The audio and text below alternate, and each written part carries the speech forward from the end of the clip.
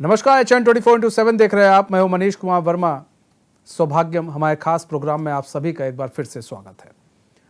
दोस्तों, जैसा कि हमने पिछले एपिसोड में आपको तंत्र के बारे में बताया था कि किस तरह से तंत्र विद्या के जरिए आप अपने समस्याओं को दूर कर सकते हैं, वहीं आज हमारे साथ एक बार फिर से स्टूडियो में मौजूद हैं कुलयश शर्मा जी, पंडित कुलयश शर्मा जी। पंडित कुलयश शर्मा जी, स्वागत है चैनल में आपका।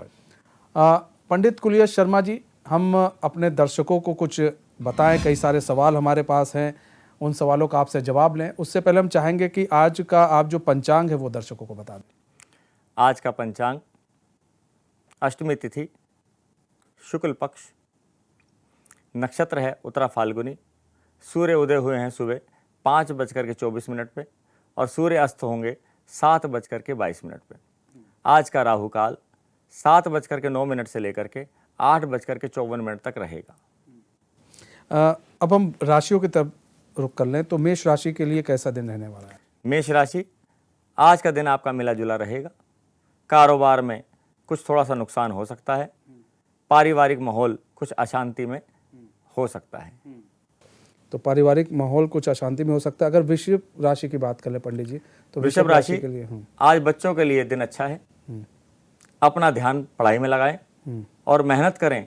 छोटी छोटी यात्राएं आपके साथ हो सकती हैं, कहीं घूमना फिरना हो सकता है। घर का माहौल खुशनुमा रहेगा। अब मिथुन राशि की बात कर लें पंडित जी। मिथुन राशि, आज व्यापारियों के लिए दिन बहुत ही अच्छा है। बहुत दिनों से रुका हुआ कोई कार्य है वो पूर्ण होगा और कुछ खुशखबरी मिलने के चांस हैं, वो भी दोपहर के बाद मिलने के पूरे चांसेस हैं। दोपहर के बाद मिलने के पूरे चांसेस। अच्छा, हम बात कर ले कर्क राशि की, तो कर्क राशि के लिए कैसा दिन रहने वाला है? कर्क राशि, आज का दिन थोड़ी सी योजनाएं आपकी जो है चेंज होंगी।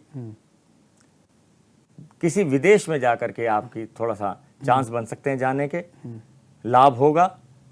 और कागजी कार्रवाई थोड़ा ध्यान पूर्वक करें, उसमें कोई परेशानी ना आ जाए ताकि आपको परेशानी हो जाए।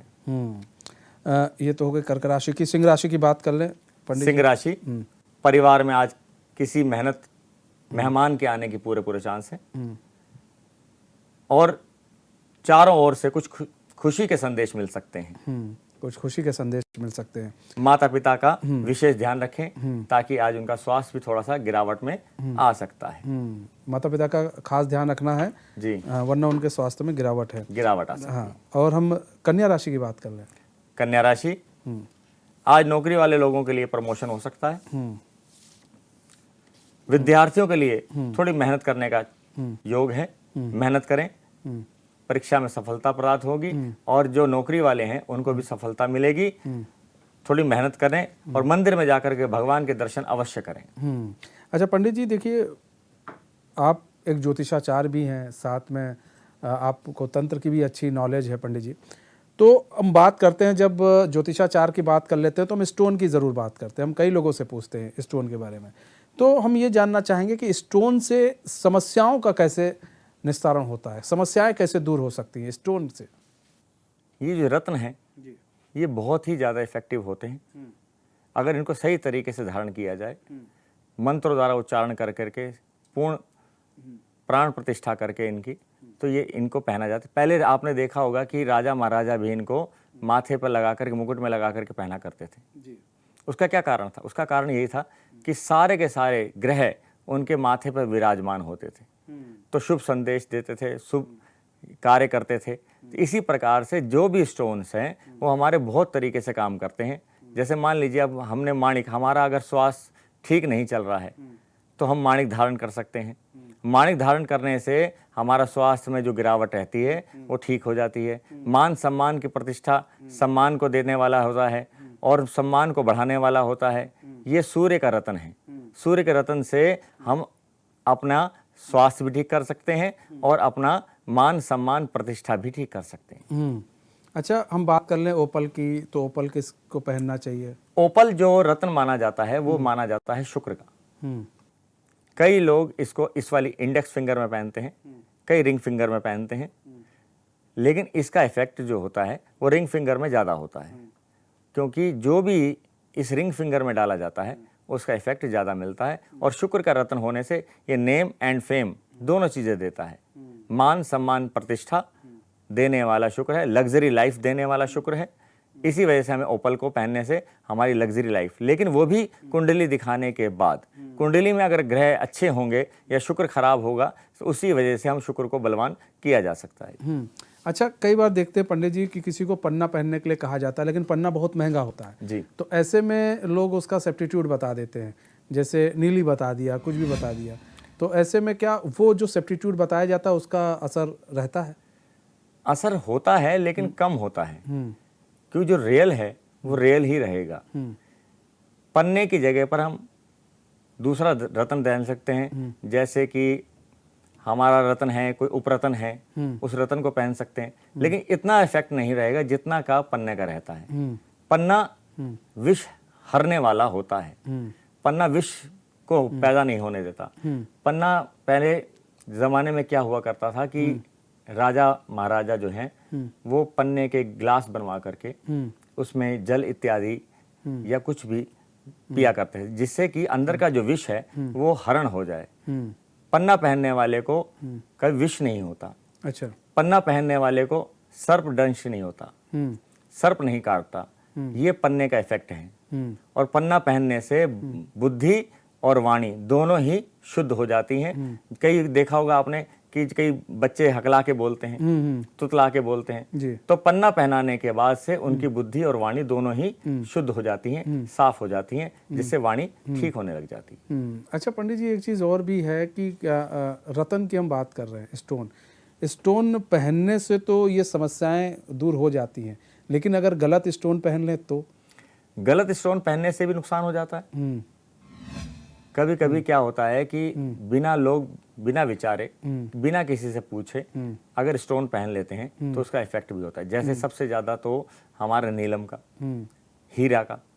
हीरा और नीलम ऐसे दो स्टोन हैं जिसकी वजह से हमें अपना नुकसान झेलना पड़ सकता है। तो ये दो स्टोन तो ऐसे हैं कि बिना किसी से पूछे, बिना किसी से चेक किए और बिना धारण किए हुए आप इसको धारण ना करें। अच्छा, इसमें देखिए एक चीज़ और भी है कि आजकल जगह जगह पर पंडित जी देखा जाता है, कई ऐसे जगहों पर लोग सड़कों पर लगाए रहते हैं स्टोन, कई कलर के स्टोन होते हैं, वो लोग लगाए रहते हैं। लोग मतलब ऐसे तफरी में बहुत लोग पहन लेते हैं, तो क्या उसका भी इफेक्ट पड़ता है? उसका क्या दुष्प्रभाव पड़ता है लोगों पर? मैंने आपको पहले भी बताया कि बिना किसी के पूछे, किसी ज्योतिषाचार्य से बिना पूछे अगर कोई स्टोन धारण करता है तो उनके ऊपर भी गलत इफेक्ट पड़ते हैं, जो वो ध्यान नहीं देते हैं। बाद में उनको परेशानियां होती हैं, व्यापार खराब हो गया, स्वास्थ्य खराब हो गया, परिवार खराब हो गया, इस वजह से उसके इफेक्ट मिलते रहते हैं। लेकिन इसको बड़े आराम से पूछ करके धारण करना चाहिए। नहीं पंडित जी, एक ये हो गया स्टोन वाला स्टोन हो गया जो आप लोग सजेस्ट करते हैं कि ये स्टोन पहनना चाहिए, पन्ना पहन लो या फिर ओपल पहन लो या नीली पहन लो, ये जो आप सजेस्ट करते हैं तो वो स्टोन हो गया। लेकिन आपने देखा होगा सड़कों पर जो स्टोन लगाकर बैठ जाते हैं लोग, और जैसे लाल रंग का स्टोन है और पीले रंग का स्टोन है, कोई कुछ कलर का, तो क्या वो कलर इफेक्ट करता है? जानने का तात्पर्य है। इफेक्ट करता है, उसका रेशो कम होता है, इस वजह से थोड़ा काम करता है, करता जरूर है। रंग का बहुत ज्यादा इफेक्ट होता है शरीर के ऊपर। कई देशों में स्टोन नहीं धारण किए जाते, सिर्फ कलर थेरेपी होती है। कलर से ही हम इसको अपने ग्रहों को ठीक किया जा सकता है। जैसे अगर हमारा सूर्य खराब है और सूर्य को ठीक करने के लिए हम लाल रंग का ज़्यादा कपड़ा यूज़ करेंगे या लाल रंग के कपड़े ज़्यादा पहनेंगे या अंडर गारमेंट्स पहनेंगे, तो हमें उस सूर्य का इफेक्ट कम हो जाएगा जो हमें नुकसान दे रहा है। अच्छा पंडित जी, एक चीज़ सामने आती है, देखिए स्टोन की जब बात होती रहती है बराबर, तो लोग पहचाने कैसे? जैसे आपने सजेस्ट कर दिया कि आप भाई पन्ना पहन लेना, तो बहुत लोग गए खरीद लिया पन्ना उन्होंने, और या ओपल या फिर कोई भी मूंगा, कोई भी पन्ना उन्होंने खरीद लिया, कोई भी ऐसे स्टोन खरीद लिया उन्होंने, मोती खरीद लिया, तो पहचान कैसे हो कि ये सही रत्न है कि नहीं सही रत्न नहीं है? वैसे तो इसकी जांच जो है आंखों से पता चल जाती है, लेकिन आम लोगों को इसके बारे में कुछ नहीं पता चलता जी। इसका सबसे बढ़िया तरीका है कि या तो लैब में चेक कराइए या किसी अच्छे विशेषज्ञ से लें, ताकि आपको उससे नुकसान ना हो। क्योंकि अक्सर देखा जाता है कि लोग लेते हैं फिर बाद में ठगे जाते हैं। अच्छा, इसमें रत्ती का कितना मतलब महत्व होता है? जैसे होता है कि आप 2 रत्ती, 3 रत्ती, 4 रत्ती, 12 रत्ती आप पहने, कितना महत्व होता है इसका? इफेक्ट ये होता है कि अगर हमने स्टोन 6.25 रत्ती से ऊपर कोई भी स्टोन हो, कोई नुकसान नहीं है। 6.25 रत्ती से नीचे का स्टोन नहीं पहनना चाहिए। बच्चा हो, बूढ़ा हो, जवान हो, सबको 6.25 रत्ती से ऊपर का स्टोन पहनना चाहिए। उसका पूरा इफेक्ट मिलता है। उसको पहनने के बाद उसका जो है प्रभाव पड़ता है कि हमने कौन सा स्टोन किस राशि के लिए पहना है, कौन से ग्रह के लिए पहना है, उसका पूरा पूरा पूरा आपको उसका परिणाम मिलेगा। तो इसीलिए कहते हैं जो अगर ज्योतिष जो बताएं फिर उसको उसी हिसाब वही स्टोन पहनिए, और ऐसा नहीं है कि आप कुछ और पहन लीजिए, या उनको एक बार दिखा भी लेना चाहिए। जैसे कहते हैं डॉक्टर को एक बार जब इलाज करता है और दवाई आप लेते हैं तो आज जाकर डॉक्टर को दिखाते हैं, वैसे इनको भी स्टोन दिखाइए भाई, ताकि ये लोग सही बताएंगे आपको।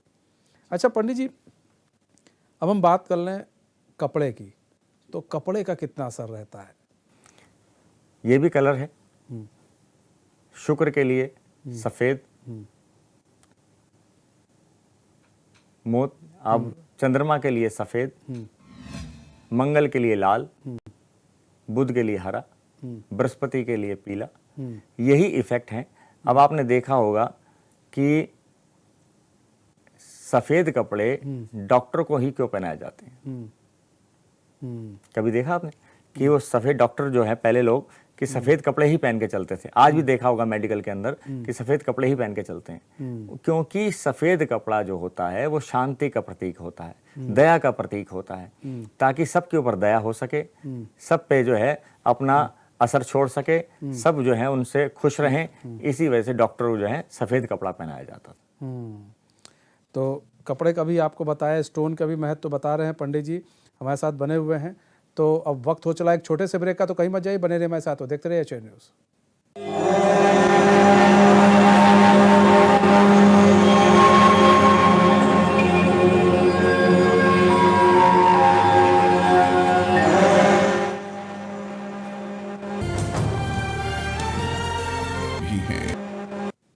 ब्रेक के बाद फिर स्वागत है आप सभी दर्शकों का। दोस्तों, हम पंडित जी से अब राशियों के बारे में जाने, और भी किसी भी ज्योतिषाचार या टैरो कार्ड रीडर, किसी भी एस्ट्रोलॉजर या किसी भी अध्यात्म गुरु को हमसे जुड़ना या हमारे इस प्रोग्राम का हिस्सा बनना है, तो टीवी स्क्रीन पर नंबर चल रहा है, मेल आईडी चल रही है, आप उससे संपर्क कर सकते हैं। अब हम बात कर लेते हैं पंडित जी तुला राशि की। तो तुला राशि के लिए आज का दिन कैसा रहने वाला है? तुला राशि, चारों तरफ से माहौल जो है तनावपूर्ण रहेगा। किसी से बहस ना करें, बहस करने से बचें। योजनाओं पर किसी के सामने ना बताएं, वो आपकी योजनाएं निष्फल हो सकती हैं। और बात हम वृश्चिक राशि की कर लें पंडित जी, तो वृश्चिक राशि के लिए? वृश्चिक राशि, परिवार के बुजुर्गों का विशेष ध्यान रखें। किसी अचानक दुर्घटना का योग है। ऑफिस में भी किसी से बहस हो सकती है, किसी बॉस से बहस हो सकती है, तो उसका विशेष ध्यान रखें। अपनी वाणी पर ध्यान दें। और धनु राशि की बात कर लें पंडित जी? धनु राशि, आज राशि वाले लोग स्वास्थ्य का विशेष ध्यान रखेंगे। दिनचर्या उनकी ज़्यादा थोड़ी सी उछल पुछल रहेगी, और बाहर जाने के लिए थोड़ा सा ध्यान पूर्वक रहें, कि कोई दुर्घटना आदि भी हो सकती है। थोड़ा ध्यान पूर्वक अपना वाहन को चलाएं। अब मकर राशि की बात कर ले पंडित जी? मकर राशि, आज घर में खुशी का माहौल रहेगा। चारों तरफ से कोई शुभ समाचार मिल सकता है। रुका हुआ धन आपको मिल सकता है। और कुंभ राशि की बात कर लें? कुंभ राशि, आज नौकरी पेशा वाले लोग तरक्की के योग हैं। परिवार में शांति का माहौल रहेगा। आज कुछ दान तथा पुण्य अवश्य करें। आज मंदिर में जाकर के एक नारियल गणेश जी को अर्पित करें, तो आज जो समस्या वाला दिन है वो ठीक हो जाएगा। मीन राशि की बात कर ले पंडित जी? मीन राशि के जातक स्वास्थ्य का विशेष ध्यान रखेंगे। आज किसी भी छुपी हुई बीमारी आपके सामने प्रकाशित हो सकती है, पता चल सकता है। तो आज के दिन दूध या कोई सफ़ेद चीज़ का दान करें, जिससे उस बीमारी की शांति मिल सके। तो मीन राशि के लिए था कि दूध या कुछ सफ़ेद चीज़ की दान करें, जिससे बीमारी से आपको छुट्टी मिल सके, छुटकारा मिल सके। पंडित जी देखिए, हम बात करते हैं, अगर ज्योतिषाचार की बात करते हैं, तंत्र विद्या की भी बात करते हैं, इत्र का कितना इफेक्ट होता है? आपने देखा होगा कि इत्र जो हैं हमारे बहुत प्रकार के आते हैं, लेकिन सब इत्रों का अलग अलग इफेक्ट होता है। हम जो इत्र लगाते हैं, जो हम इत्र लगाने का कारण है, जैसे गुलाब का इत्र है, वो आपको सुख देगा, शांति देगा, सब प्रकार की समस्याओं को हल करेगा, आपकी मानसिकता को ठीक रखेगा। अगर कुंडली के अंदर राहु खराब है और राहु जो है आपको परेशान कर रहा है, तो कभी भी आप चंदन का इत्र ना लगाएं। चंदन का इत्र लगाने से वो उसका इफेक्ट बढ़ जाता है और मानसिक अशांति बढ़ जाती है, तनावपूर्ण स्थिति बन जाती है, क्रोध की भावना बढ़ जाती है और कोई बनते हुए कार्य भी बिगड़ जाते हैं। तो बड़े कुंडली के अंदर देखने के पश्चात ही कि राहु कैसा है, उसके हिसाब से ही आप अपने कोई खुशबूदार चीज लगाएं, ताकि उस चीज का हमें गलत परिणाम ना भुगतना पड़े। अब बात कर ले पंडित जी, देखिए इत्र में कहा जाता है कि इत्र लगाकर बाहर ना जाएं, रात में ना निकलें, ये कितना सही है ये बात है? मैंने आपको पहले बताया कि पहले जो लोग थे जंगल हुआ करते थे, तो इन सब चीज़ों का इफेक्ट मिलता था। अब इतनी आबादी हो चुकी है, हर जगह बसावट हो चुकी है, अब वो दोष सिर्फ जो है मात्र 2 या 4% ही रह गए हैं। इतना इफेक्ट उसको नहीं है। अब आपने देखा हो कि हर तरीके के लोग डीओ भी लगाते हैं, परफ्यूम भी लगाते हैं, इत्र भी लगाते हैं। तो ऐसा नहीं है कि लगाने से जो है भूत पीछे लग जाएगा या कोई साया पीछे लग जाएगा, वो खुशबू को देख करके पीछे आ जाता है, ऐसा कुछ नहीं होता। ये पहले जमाने में के अंदर क्या होता है, जितनी खाली जगह हुआ करती थी वहां पर गलत नेगेटिविटी वाले जो चीज़ होती थी वो चिपक जाती थी। इसी वजह से लोग पहले मना करते थे कि इत्र लगाने से या मीठा खाने से ये प्रॉब्लम हो जाती है। अच्छा, पीपल के पेड़ का बहुत है कि पीपल के पेड़ के नीचे से नहीं गुजरना चाहिए इत्र लगा कर, वरना दिक्कत पैदा हो जाती है, इस तरह की बातें काफ़ी रूमर्स हैं। पीपल पर, बरगद पर जो इनका तना और जड़ और जो ऊपर की शाखाएं हैं, शाखाओं में ये जरूर होता है कि पीपल पर भी ये जितने भी पितर होते हैं ये हमारे उनका वास होता है कि तभी पीपल पूजा जाता है। पीपल के ऊपर भी हमारी बुरी आत्माएं कभी कभी आकर के बैठ जाती हैं, तो इफेक्ट होता है, लेकिन अब वो भी कम हो चुका है। अब आपने देखा होगा कि ऐसे बहुत रेयर चांस होते हैं कि ऐसा हुआ होगा कि पीछे निकला हो। वो गिनती के मुश्किल से 1 या 2% लोग होते हैं जिनके ऊपर यह ऊपरी दोष हो जाता है। ऊपरी दोष हो जाता। अच्छा, आपके पास तो कई ऐसे लोग भी आते होंगे पंडित जी जो कहते होंगे कि नहीं मैं कभी कभार अपने आप से बात करता हूँ, कभी कभार मतलब मुझे बहुत गुस्सा आता है, या फिर मैं अपने माँ बाप को भी कुछ कह देता हूँ, अपशब्द कह देता हूँ। ऐसे भी लोग आपके पास आते होंगे? आते हैं। तो ऐसे लोगों को क्या सलाह देते हैं, क्या आप लोगों की रेमेडी होती है उन लोगों? सबसे पहले तो देखा जाता है कि उसकी स्थिति क्या है, उसके ग्रह खराब है या उसके ऊपर कुछ ऊपरी दोष हो चुका है। अगर ऊपरी दोष हो चुका है तो ऊपरी दोष का इलाज करते हैं। अगर उसको देखा है कि उसकी मानसिक स्थिति ठीक नहीं है तो फिर उसको बता दिया जाता है कि आप डॉक्टर से कंसल्ट कीजिए, आपके ऊपर कुछ नहीं है। तो कभी कभी दिमाग ही सब कुछ हमें बताता है कि हमें क्या करना है, क्या नहीं करना है, या किसकी वजह से हो रहा है। तो अब आप देखिए कि अगर हम कोई अपशब्द बोलता है, उसे पता होता है कि मैं अपशब्द बोल रहा हूँ, फिर भी वो बोलता है, उसका क्या कारण है? उसका कारण यही है कि हमारे कहीं ना कहीं ग्रह खराब है जो हमें उसको बोलने के लिए मजबूर कर रहे हैं। अच्छा पंडित जी, आपके पास कई ऐसे आते होंगे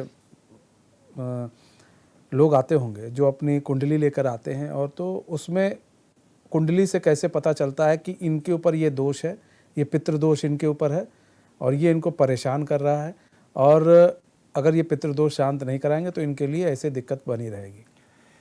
कुंडली में कई सारी चीजें होती हैं जिसको देख करके हम दोष लगाए जाते हैं। राहु गुरु चंडाल योग बना हो, सूर्य के साथ ग्रहण लगा हुआ हो, चंद्र ग्रहण लगा हुआ हो, कुछ चीजें ऐसी होती हैं जो पितृदोष के कारण बन जाती हैं, जो हमें पिछले आदि समय से भी चला आ रहा है। जैसे मान ली कई सालों से परेशानियां चले आ रही हैं, कोई काम ही नहीं बनते हैं, काम बनते हैं तो बनते बनते बिगड़ जाते हैं। तो उसके अंदर कुछ ग्रहों का भी रोल होता है, कुछ पितृदोषों का भी रोल होता है।